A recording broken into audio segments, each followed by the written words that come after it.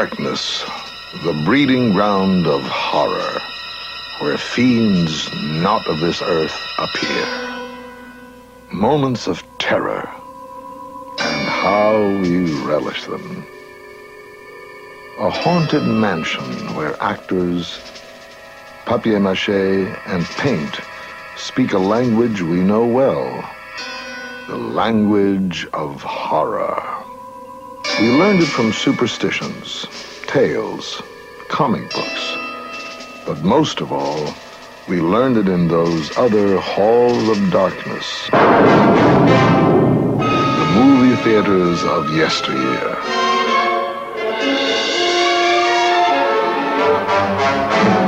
Desperate heroes, beautiful heroines, villains, monsters. Always they were there to provide us with our beloved moments of terror.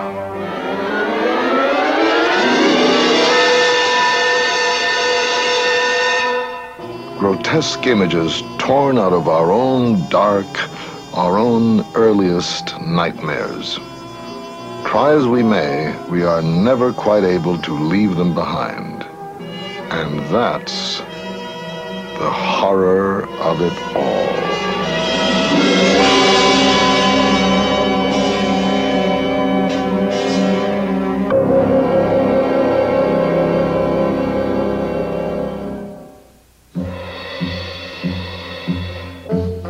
It seems we are forever drawn toward what we fear. Young or old, we are tempted to go inside the darkness, to come out on another side, a temptation for which we have always been willing to pay.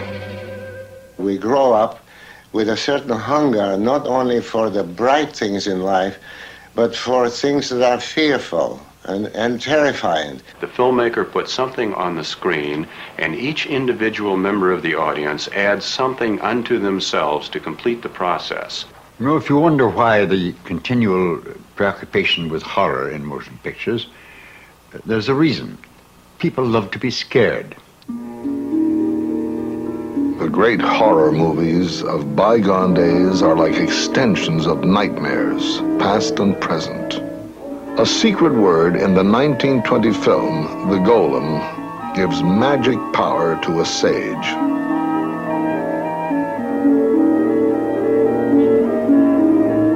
So taken was Paul Wegener with the legend of an inanimate figure who becomes a champion against oppression that he 3 times turned it into film. Wegener's own impressive size enabled him to play the giant clay statue brought to life. The Golem set a pattern, defying the laws of God and man, even with good intentions, inevitably led to disaster. We learned, too, that beautiful women would never be safe with monsters. Also, in horror films, leading men are invariably ineffectual against monsters. In The Cabinet of Dr. Caligari, also produced in Germany in 1920, horror took on a uniquely subjective cast. A sinister figure, Caligari reveals his strange powers over a sleepwalker.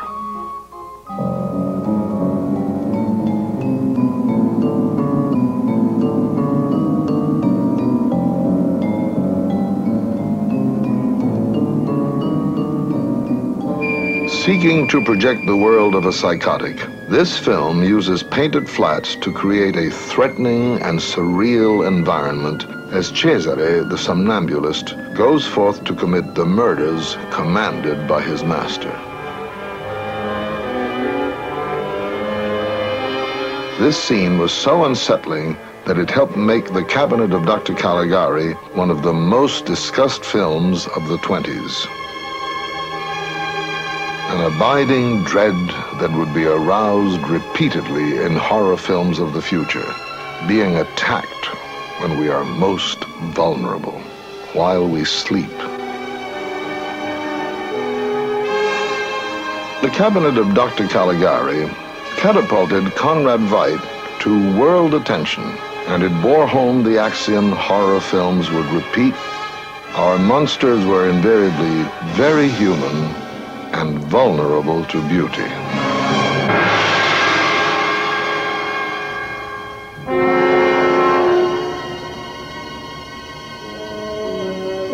One of horror's most reliable staples, guaranteed to produce dread in any audience, the story of the vampire.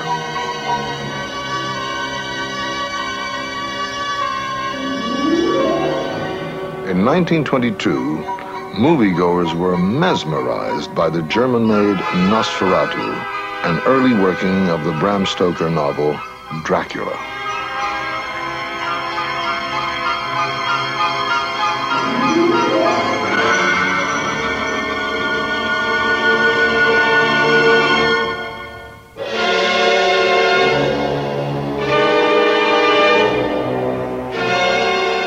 This was no simple creature made from clay, no sleeping figure locked in a trance. This was the undead, a monster who retreated by day to his coffin, but who roamed by night to feed on human blood.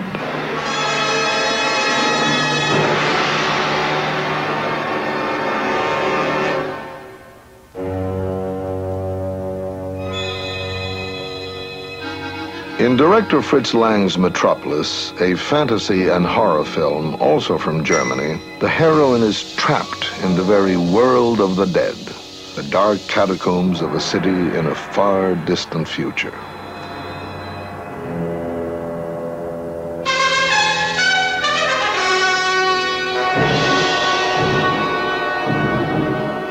As always, the heroine's cries bring no rescue. Her villainous pursuer, the arch-heavy of the horror film, the mad scientist. A scene that would echo and re-echo in horror films to come. The laboratory where a scientist dares imitate God as he transfers the very soul of a human being to give life to his robot creation.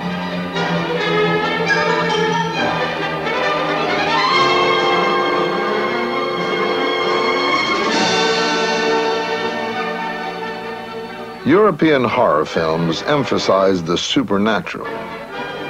But in the United States, horror had a more realistic base. In 1920, a prohibition-conscious audience readily accepted that in Dr. Jekyll and Mr. Hyde, even a single drink could lead to terrible consequences. John Barrymore's performance made that possibility chillingly believable.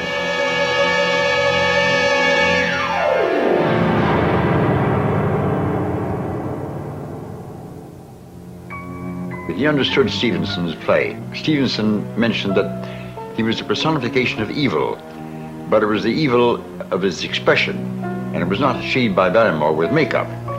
You know, the leading men are not remembered by the public. It's the heavies that are remembered, because they're the characters in plays and in motion pictures who are the active ones. The leading men are acted upon, but the heavies, the villains, are the ones who do things. That's why the great actors of, ever since Betterton, have preferred to play the heavies. Lou Tellegen was a leading man to Sarah Bernhardt for many years, and he came to the States, and I got to know him because we were both sculptors. He was an extremely handsome man with a magnificent physique, walked like a panther, had a cold gray eye that you could see a mile away. And he once said to me, "I love my men of sin."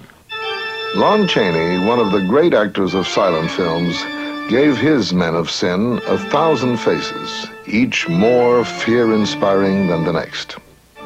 Chaney's pride was that he not only performed his own stunts, he also created and applied his often spectacular makeup. One of his greatest films, made in 1925, The Phantom of the Opera. The important element is that much of it takes place in the semi-darkness of catacombs. In a way, the Paris Opera House is a symbol of the unconscious mind in which dwells monstrous desire, and this struck a resonant chord in many of the masculine members of the audience. Chaney's performance, because he spent much of the time wearing a mask, was a matter of ballet. He was a master, a consummate master of pantomime. Phantom of the Opera didn't have any overt supernatural implications, but we had a man who slept in a coffin, who lived in catacombs 5 levels below the Paris Opera House, and who masked himself to disguise a hideous face.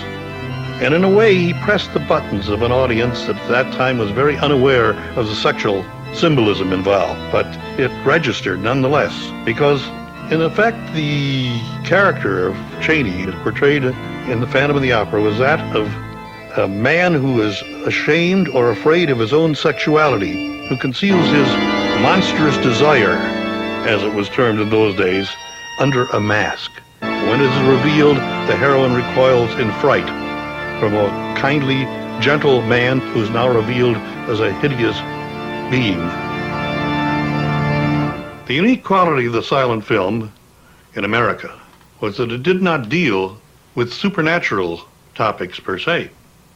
Actually, evil was personified by the ugly and the deformed, as in the case of Lon Chaney and the other actors, and it took place usually in an atmosphere of darkness. We knew, of course, that handsome people were almost invariably good, and that deformed, elderly, unfortunate people were bad. This we had learned in our fairy tales as children. Now we were seeing those fairy tales in darkness up there on the screen, without benefit of Freudian psychology, without benefit of special effects. The important thing is we believed what we saw, and it frightened the living blazes out of us. A 1927 American film that did frighten the blazes out of audiences, The Cat and the Canary. The dark, haunted mansion where terror could lurk in every corner became part of the growing language of horror.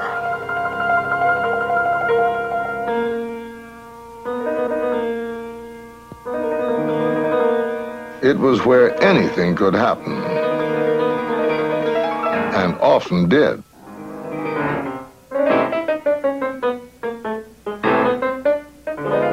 Again, the leading man proved undependable. But at least in this film, he provided comic relief. A classic moment of horror and the source of countless nightmares.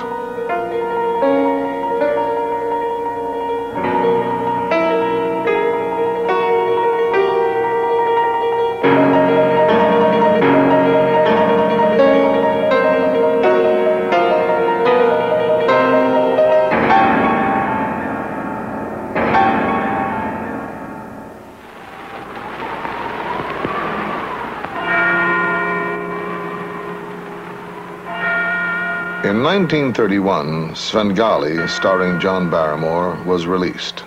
Sound had arrived, increasing immeasurably the ways films could influence the emotions of audiences.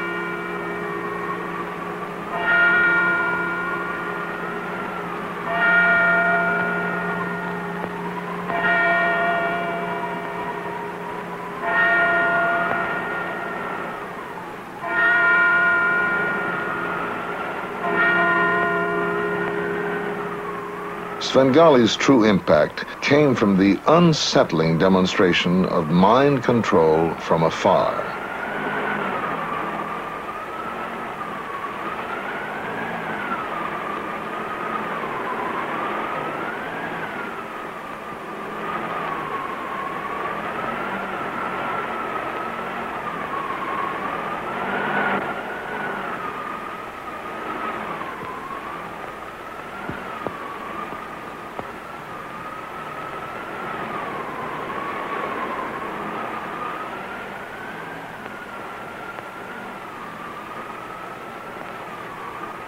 Here was no mad scientist intent on creating life.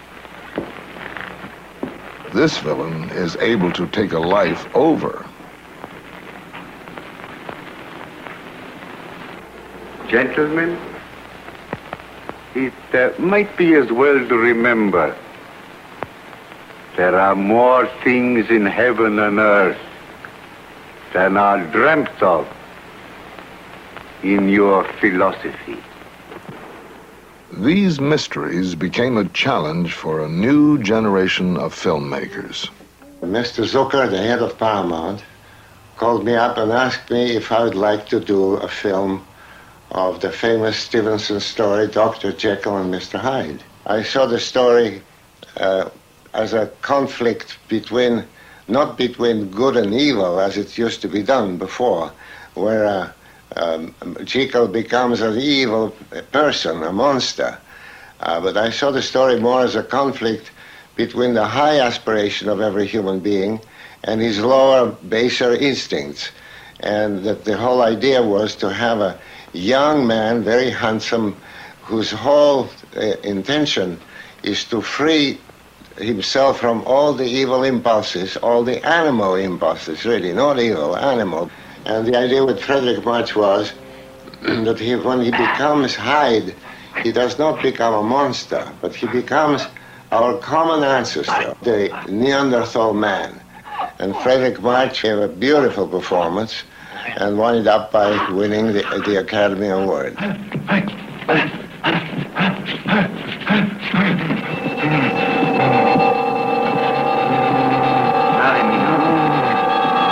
can't wait.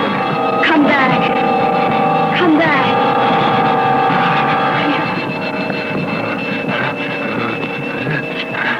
Free! Free at last!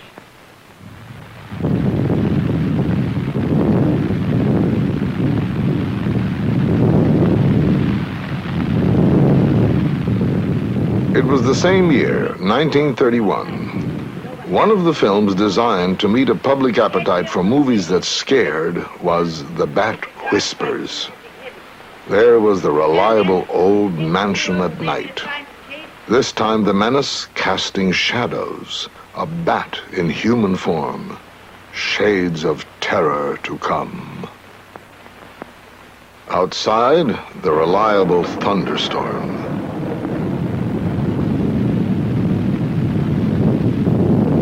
And inside, a heroine who naturally insists on going where no one in her right mind would even dream of going, through the ever-present secret door.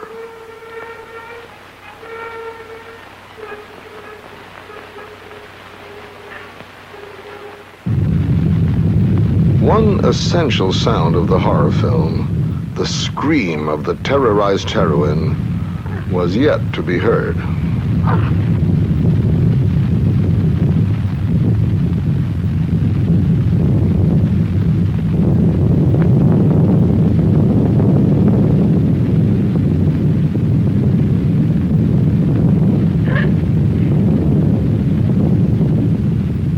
In the tradition of the mystery horror film, the villain is eventually unmasked. There'll be no getaway this time. You think you've got me, eh? Well, let me tell you this. There never was a jail built strong enough to hold the bat. And after I've paid my respects to your cheap lockup, I shall return at night. The bat always flies at night. And always in a straight line. The bat, enacted by Chester Morris, never did manage to return. But in the same year, another kind of bat descended on the movie-going public with the release of Dracula. Bats, wolves, and vampires became honorary members in horrordom's Hall of Fame, as did Dracula's star, Bela Lugosi. After this one production, the supernatural would become an enduring element of the American horror film. Also in 1931, another movie was destined to become a classic, creating a new horror star, Boris Karloff. The film was Frankenstein, based on the early 19th century novel by Mary Shelley. Yet again, a scientist dares attempt to create a life. The result? A monster who would eventually turn on his creator. Never before, and perhaps never again, would the elements for producing terror in an audience seem so perfectly fused. It's very interesting to compare these two films that were made almost at the same time in the early 30s, in that they both dealt with the theme of death. Dracula with an undead creature brought back to life, living off of the blood of the living, and the Frankenstein monster, a creature made from parts of dead bodies, and perhaps doubly terrifying for that reason.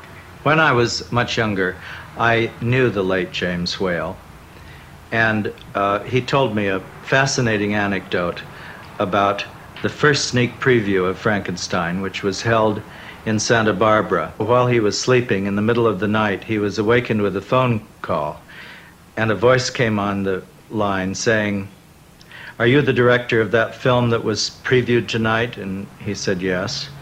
And the voice said, "Well, I can't sleep, and I'll be damned if I'll let you sleep." And James found this story to be very amusing. And it was a characteristic of his horror films particularly, that they were always very much leavened with humor, because he felt, and I think rightly so, from a dramatic point of view and from the audience point of view, that it was very important to relieve the tension that was built in a horror film with humor along the way. There was humor in White Zombie, a blend of horror and gothic romance made in 1932. Not all of it intentional. However, in this film, another method used to build tension was an especially effective music track.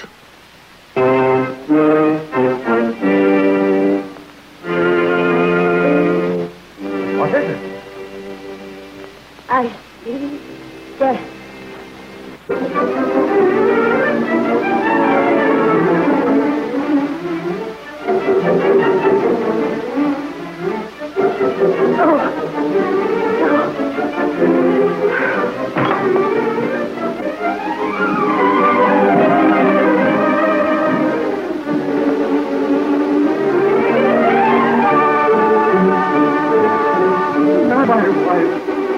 My wife.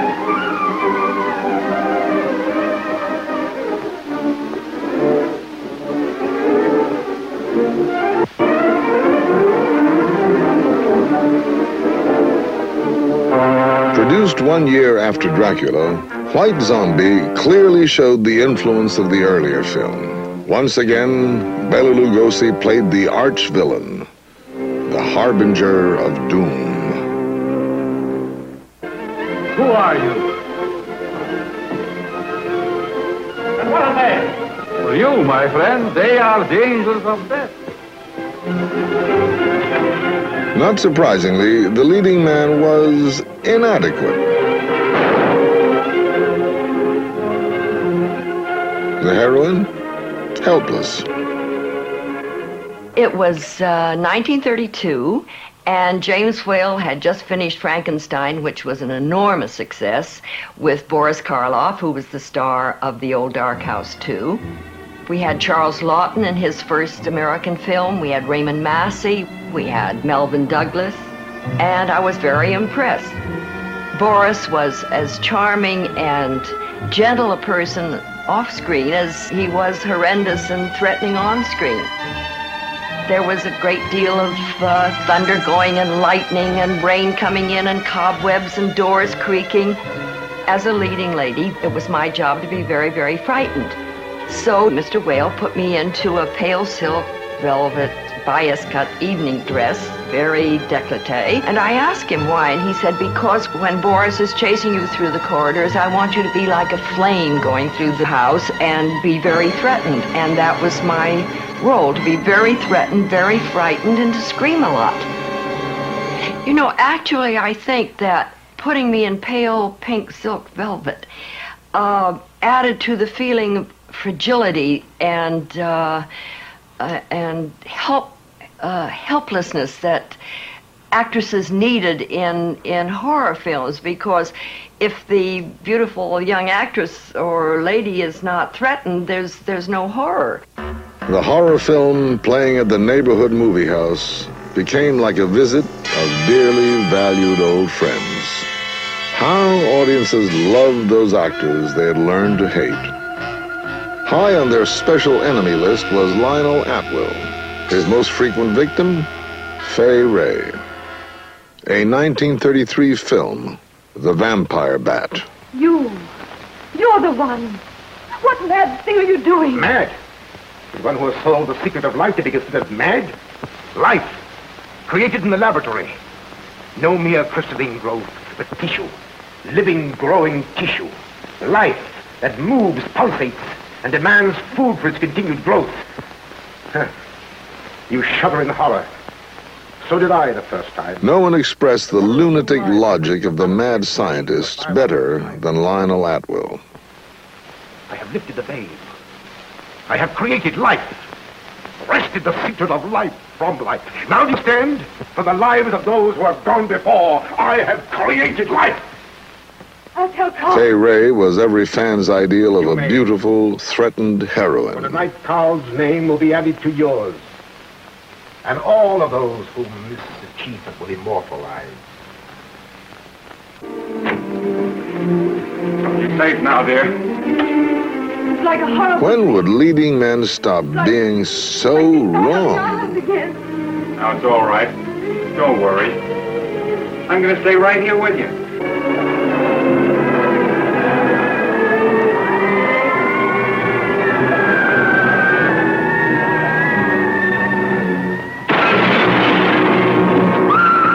Surely Fay Wray never had better reason to utter her famous scream than in the classic horror film of 1933, King Kong. But audiences everywhere understood. Love was what the monster gorilla really felt for the beauteous Fay.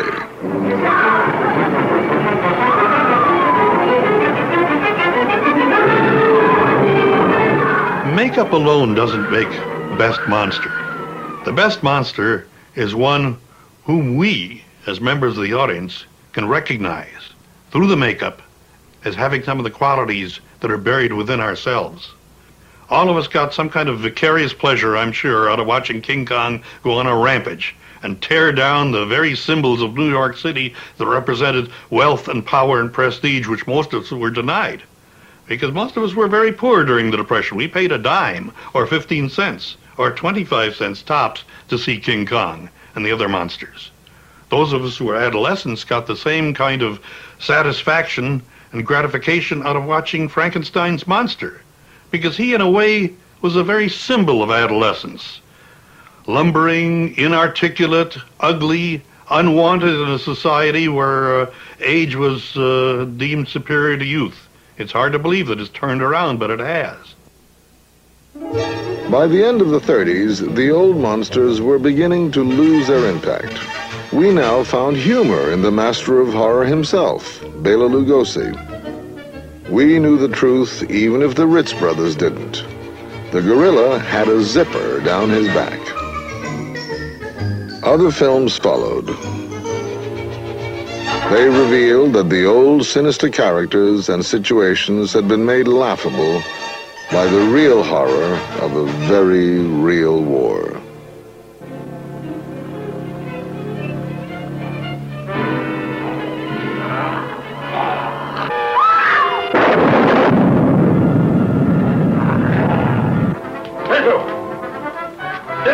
Werewolves, vampires, and mad scientists continued to populate B-movies in the 40s, but increasingly they had become old hat.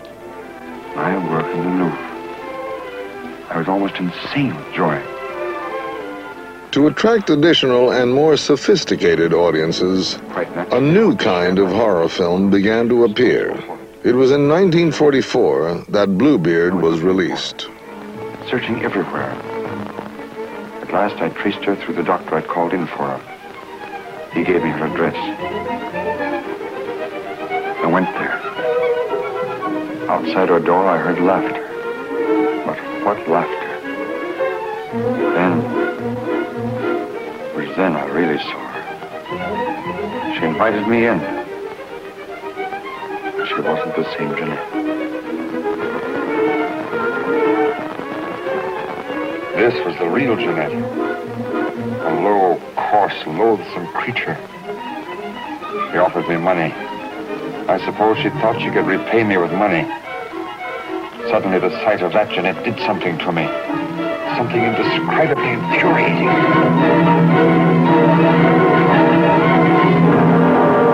I thought that would stop her defiling the image I created of her. Stop her degrading my work. Bluebeard hangs in my memory, not only because I was the star of it, but because it had a depth of characterization, which in that period in Hollywood was not often seen on the screen. Because when they became Jeanette, I could take out my fury on them. I couldn't kill wood. In the early days of Hollywood, pictures were in black and white. Black and white in more than one way, not only in the character of the film material, but in the plot lines. Everything was either black or white. There were no grays. The villains were just steeped in villainy, and the heroes were just too good to be true. Hollywood grew, and now we have human characters on the screen that have shades of evil and shades of good, and there are grays. It took a while for Hollywood to learn this. The titles of the films produced by Val Lewton in the early 40s seemed to promise a traditional form of horror. But instead of tales of man-made monsters, vampires, and werewolves, Lewton's films explored the quality of fear itself, the unseen, the dark, the superstitions of the ages, the hidden recesses of the human psyche. These were his subjects. The power of his films derived from what they implied, rather than what they showed. A monster in a Lewton film could otherwise be quite an engaging fellow. A scene from The Body Snatcher, directed by Robert Wise, with Boris Karloff and Bela Lugosi. What did they do? 18 people they killed and sold the bodies to Dr. Knox. 10 pounds for a large, 8 for a small. That's good business, Joseph. Where did they get the people? That was Hare's End. Oh, you should have seen him on the streets. When he saw some old beldame deep in drink, how he cozened her. Good day to you, Madam Tosspot. And would you like a little glass of something before you take your rest? Come with me to my house, and you shall be my guest. You shall have quarts to drink if you like. How he cozened them. We can do that. But when you get them there, then what? Nor did they handle axe or knife to take away their victim's life. No sooner done than in the chest they crammed their lately welcome guest. I don't understand the song. Tell me plain how they did it. I'll show you how they did it, Joseph. I'll show you how they burnt them. No! Put your hand down. How can I show you, man? This is how they did it, Joseph. The A-bomb had fallen. Audiences, conditioned by years of movies, knew the consequences of science unleashed. Here was the spawn, monsters wreaking havoc. From Japan came horror films featuring Godzilla, raging, huge, and pitiless, not to be distracted by any fey ray. Released from a deep freeze by atomic blasts, he was intent only on his deadly mission. And from a menacing outer space came the implacable Ghidra.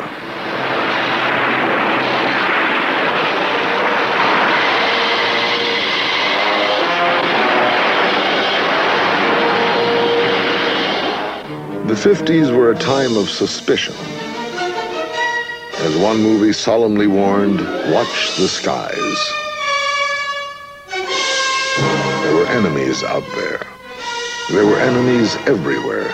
Mutants resulting from nuclear radiation, out to kill. Weird monsters from other planets, out to destroy. Horror and science fiction merged in films that reflected the daily headlines warning of conspiracies within and imminent attack from without. But monsters were not always easily recognized. In the 1956 invasion of the Body Snatchers, they took on the familiar forms of your next-door neighbor. At the same time, the monsters in some horror films were becoming more personally connected with an important new audience. One of the first and most successful of these films, I Was a Teenage Werewolf, starring Michael Landon in his first feature film. When I first started making horror films, it was because I made a film called Crime of Passion, starring Barbara Stanwyck, Sterling Hayden, Raymond Burr. We got great reviews, and the picture opened up and died, and I want to know what happened. So I toured the country. I got out of Hollywood, and I saw what happened and what was happening. And that was the teenagers that were buying the records. It was the teenagers that were leaving the house, getting away from that TV box in the living room. The teenagers wanted to get away from the home. They wanted to get away from their parents. And they went to the cinema. They went to the theater. And they had fun with the horror picture because in my horror films, whether it was I Was a Teenage Werewolf, I Was a Teenage Frankenstein, Blood of Dracula, the teenager they were always against the culprit that was the adult. And that's what the kids felt. And that's why they really had a good time. And they had fun with my pictures. The lines of demarcation were gradually being drawn between those who wanted their horror straight and those who preferred it to be suggested. A film that brought the issue home, the 1958 production Curse of the Demon, directed by Jacques Tourneur and starring Dana Andrews. Yes. These are his too. Well, you want your hat and coat, don't you, sir? My coat? Oh, yes. Very forgetful of me. Thank you very much. You passed them.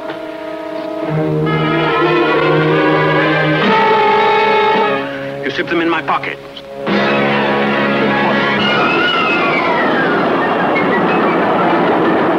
It's 2 minutes of 10. Come on.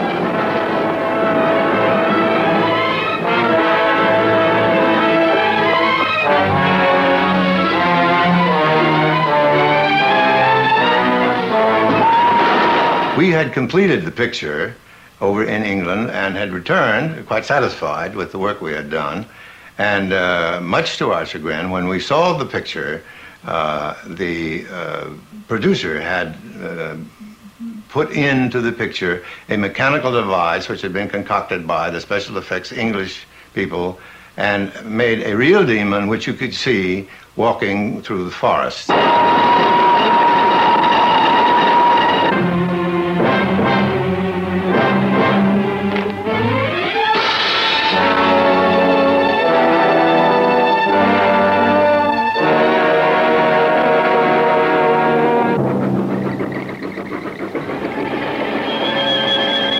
Of course, was a tremendous shock to all of us because the Oliver Onion's story had ended with the remark, maybe it would be better not to know.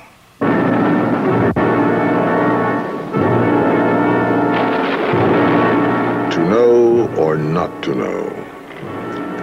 In the 1960 Italian production distributed in the United States under the title Black Sunday, the director left no doubt.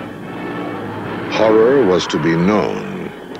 It was to be seen, very graphic and up close.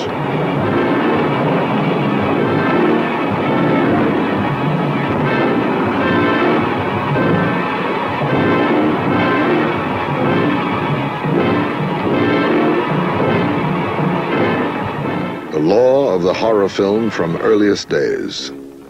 The dead are never totally dead.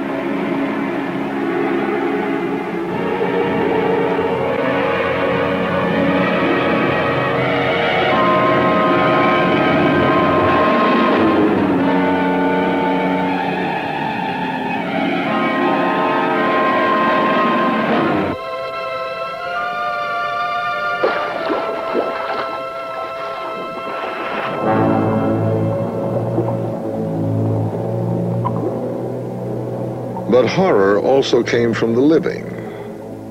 And in Francis Ford Coppola's first feature film, Dementia 13, which he both wrote and directed, it came in a particularly grisly way.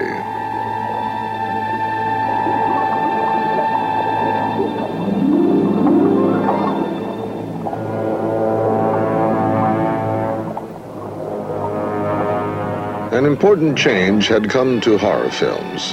Not all beautiful women were to be saved from love-smitten monsters. Instead, they became the quarry, the hunted, victims of a fate that was all too true to life, death at the hand of a psychotic killer.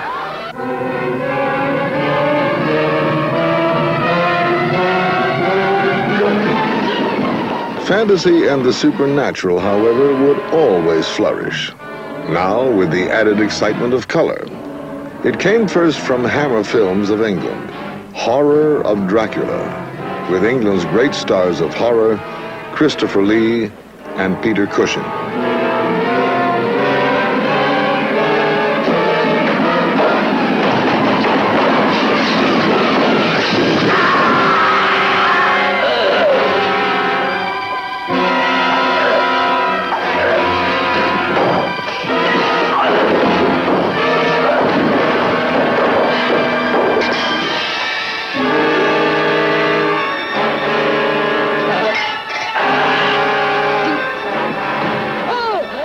Devotees of the Hammer films could take heart. Dracula and Christopher Lee would always find a way to return.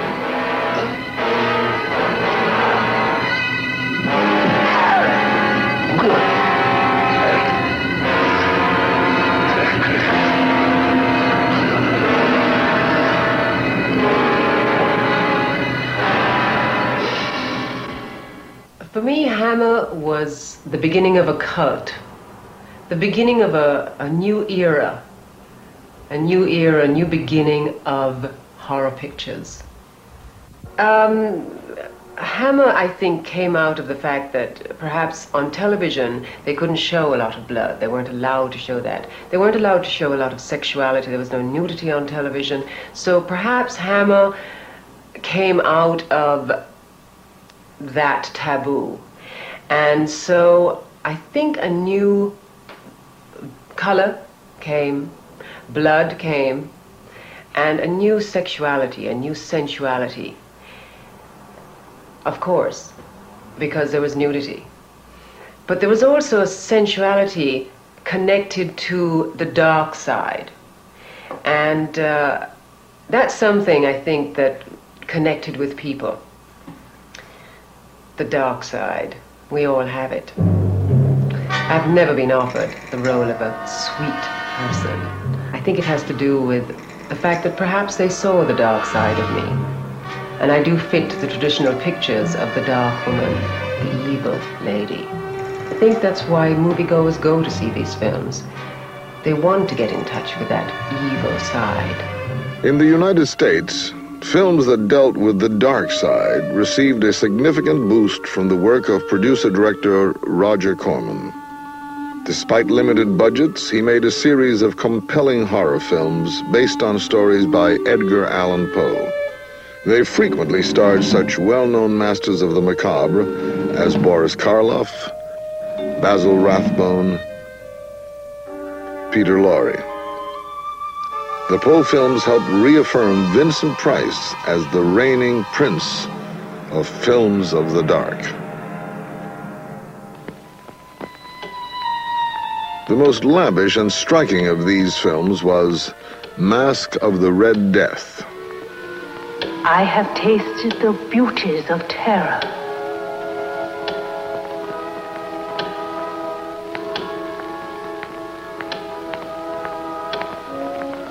Hush. Listen. The passing of time. The beating of a heart. The footstep of an assassin. Destiny.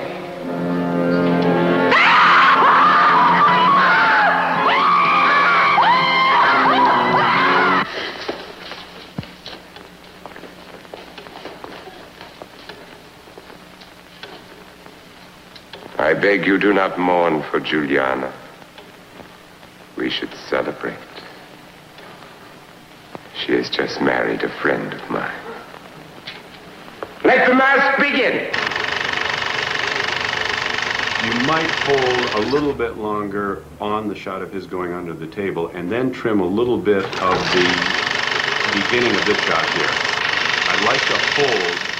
Horror stories have been popular throughout all of history. I think there's a reason for that. The experiencing of horror through a motion picture or a story is a cathartic experience. From the movement in the long shot to her coming into the over-shoulder. It's a way in which the person can work out and express certain problems within his unconscious mind. We all have had feelings of horror as a child. These feelings have generally been buried. They lay repressed or suppressed in the back of the mind. And when you go to see a horror film and you scream with the audience, you are easing some of the pressure.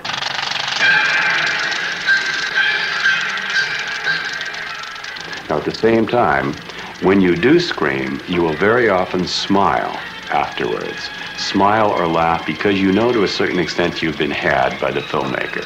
You know that he has manipulated the tools of his craft in order to get the right emotion from you.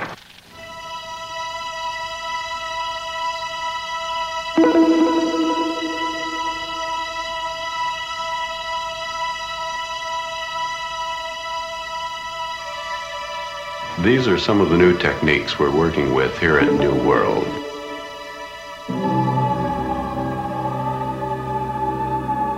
In our prosthetics department, we're capable of doing almost anything. I'm not an android.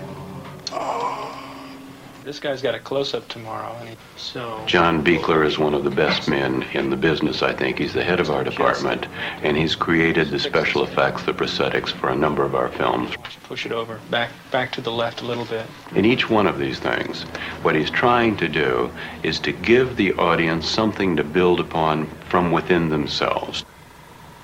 The brace is slipping.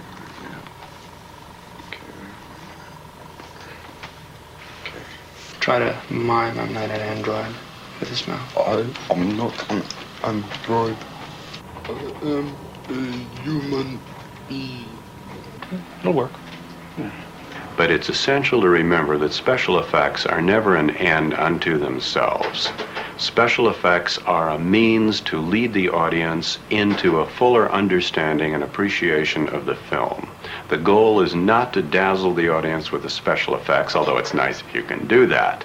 The goal is to reach the unconscious of the audience and to let them experience, through special effects, emotions and visual sensations on film that cannot be achieved in any other way. When I was doing the Poe films years ago, we had to leave much to the audience's imagination, and I don't think that was necessarily bad. The audience should participate in the film-going process. The language of horror has been extended. Our most blood-curdling nightmares rendered 1,000 times over. Special effects have brought spectacular new ways of instilling terror. And yet, graphic realism is not new, nor is the debate that it stirs. The tradition of the Grand Guignol theater, which goes back to the turn of the century and before in France, was always one of presenting gore on stage. I mean, showing it happen, people having their throats ripped open and having a hot burning iron placed on the side of their face or something like that, done with tremendous technical expertise. And this tradition, of course, has been carried over into the horror film. The essence of enjoying a horror film is in the fact that you, as a spectator, are totally safe. You are secure. What's happening on the screen is not going to happen to you. Some years ago, I wrote a novel called Psycho about a mass murderer. And Alfred Hitchcock made it into a film very effectively, without using overt violence, merely suggesting it on the screen. But times have certainly changed. In the last 20 years, we have nothing but explicit violence in the so-called spatter films today.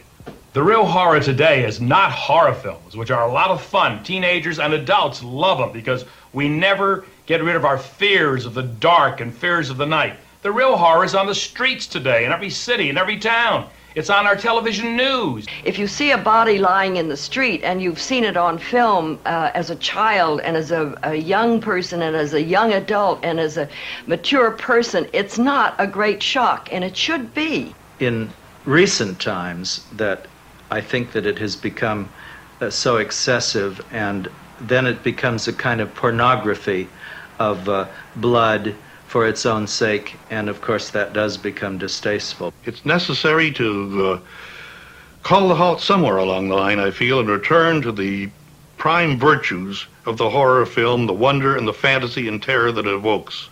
You can hand somebody a glass of milk, and if the music is right and the setting is right, the audience will jump and scream in the theater. That the very fact that you don't know is what makes it fearful and makes it mystifying and shocking and can scare the devil out of you. Our enjoyment of terror derives mainly from movies. But like children at Halloween, we are forever tempted to get up close, to be surrounded by what we most fear. Fear. Why do people come in here to get scared? What do you do that's going to bring out that fear in the person? What you want to do is you want to put yourselves in the position of what scene you're doing. You are Lizzie Borden. You killed your mother, Jack the Ripper. He killed all these women. Whether you're the Wolfman, whether you're Dracula, whether you're a butcher, or to scare, to be scared. We are able to take either role, for we have all at one time or another had to deal with our own dark. I was orphaned when I was 3 years old. My father died, and I was sent to an Episcopal orphanage in Peekskill, New York, run by the Episcopal Sisters of St. Mary. They were very sensible women. Lights went out when it was time to go to sleep, and they stayed out until the morning. So I never learned to be afraid of the dark. My mother told me that I used to have a Halloween skeleton made out of paper in my room, and she was very amused because I loved that skeleton. It represented my fears. But she said that every night before I went to sleep, I would take that and put it outside my room and close the door so that I didn't have to have it with me in the dark. I remember Mama saying every night, "Good night, children." My brother and I shared the same bedroom. "Good night, children. I'll leave the light on in the hall." And I must have equated that with dark not being good for me.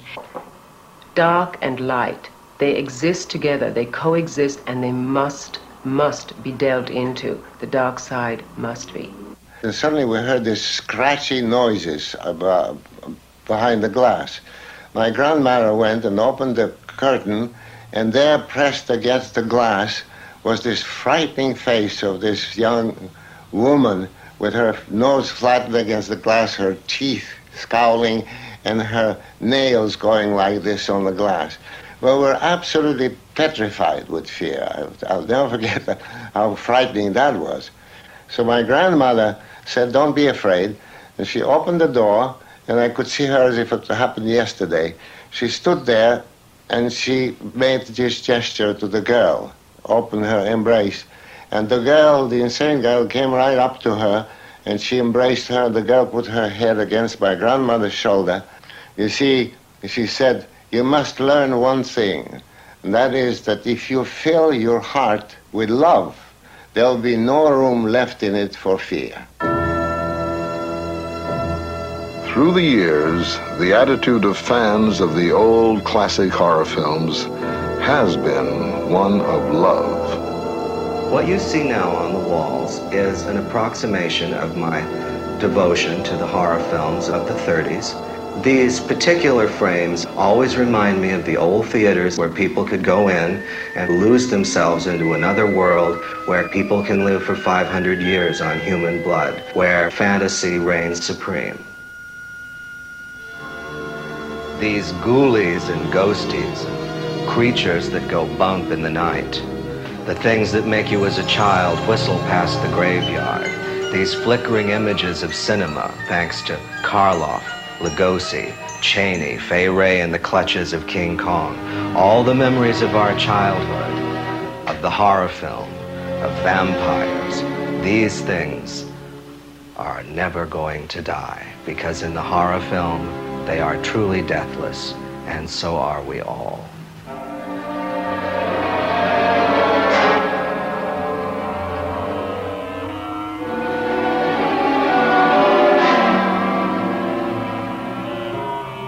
We have all passed this way before, shivered at these gargoyles and phantoms honed out of our common fears. And yet we go on in a perverse delight to confront what may lie ahead in the dark.